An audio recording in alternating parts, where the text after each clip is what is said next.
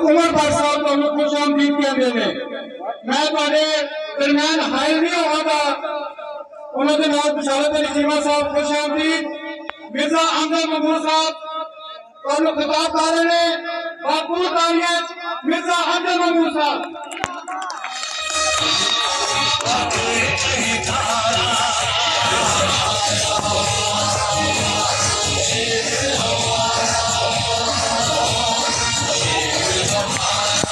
बाकी सर जनाब जस्टिस इफ्तिखार अहमद चीमा साहब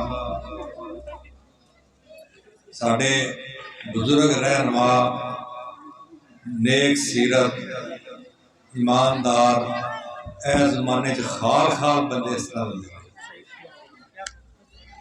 उन्होंने बरकतां दे नाल दुश्मन जड़ा है ओदी वारी ही नहीं आती पई।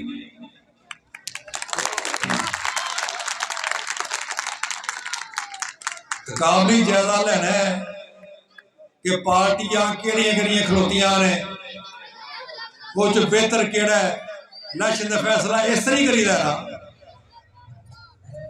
एक पासे इमरान खान दूसरे पासे मियां नवाज शरीफ तीसरे पासे बिलावल इन्हां जो दसो तजर्बाकार केड़ा है।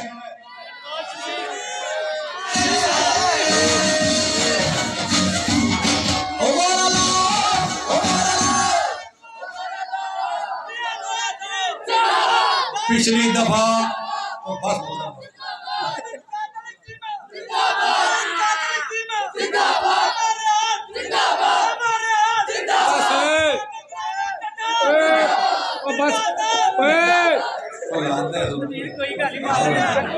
ठीक है पौधे बस कर बस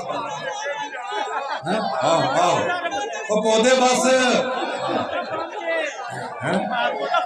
बचो कोई गल हाँ एक गल वास्ते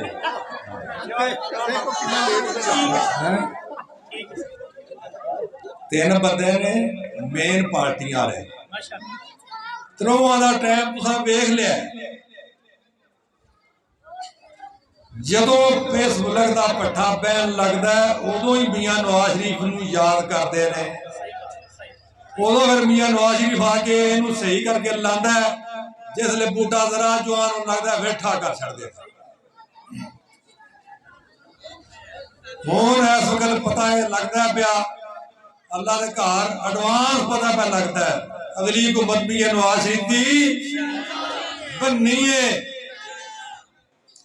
असीं उन्हें अपना नुकसान ना किले कर पईए वेखना तो सिर्फ एक पासे इमरान खान उस पिछली बारी दावा किया मैं 1 करोड़ नौकरी दियांगा ते किसी को 10 भी नहीं लभियां। तुसीं सारे बच्चे नौजवान जिन्हें सारे वेले हो मियां नवाज शरीफ ने वो गल फड़ ली है उन्हें आख्या गल कि 1 करोड़ नौकरी मैं दिया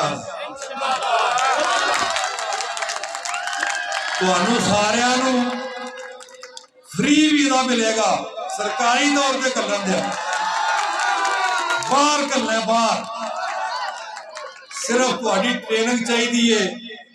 हर साल 20 लाख बंदा जाएगा 5 साल 1 करोड़ बंदा पहुंचेगा बाहर। तो दसो पैसे ही पैसे होने कि नहीं होने।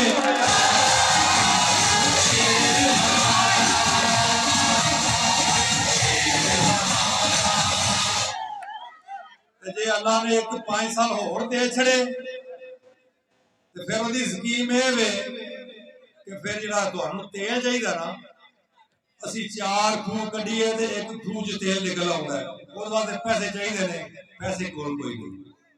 वो करोड़ बंदा अगों 5 साल पैसे घलेगा वो डॉलर वो खूह भी निकल आते तेल भी फ्री हो जाएगा।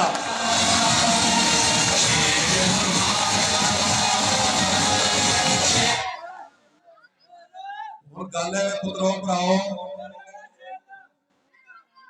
पौधे बस कर की करना पे आप बस कर बस बोल देन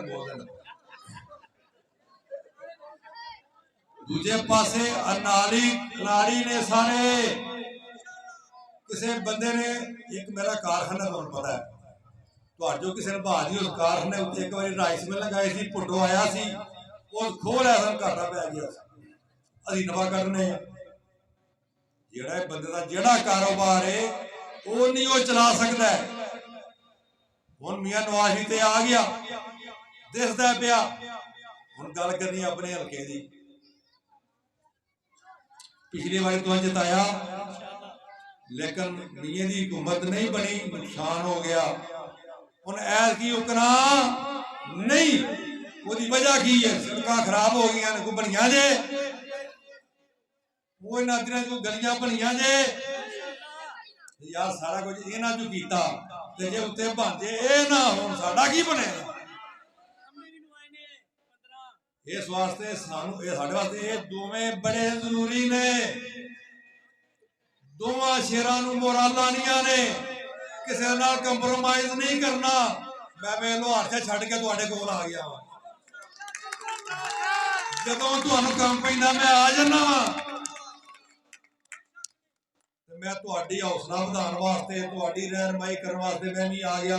ਹੁਣ ਫਿਰ ਡਰ ਕਰ ਆ ਜੇ, ਸਾਰੇ ਸ਼ੇਰ ਬਣੋ। ਕੀ ਬਣੋ?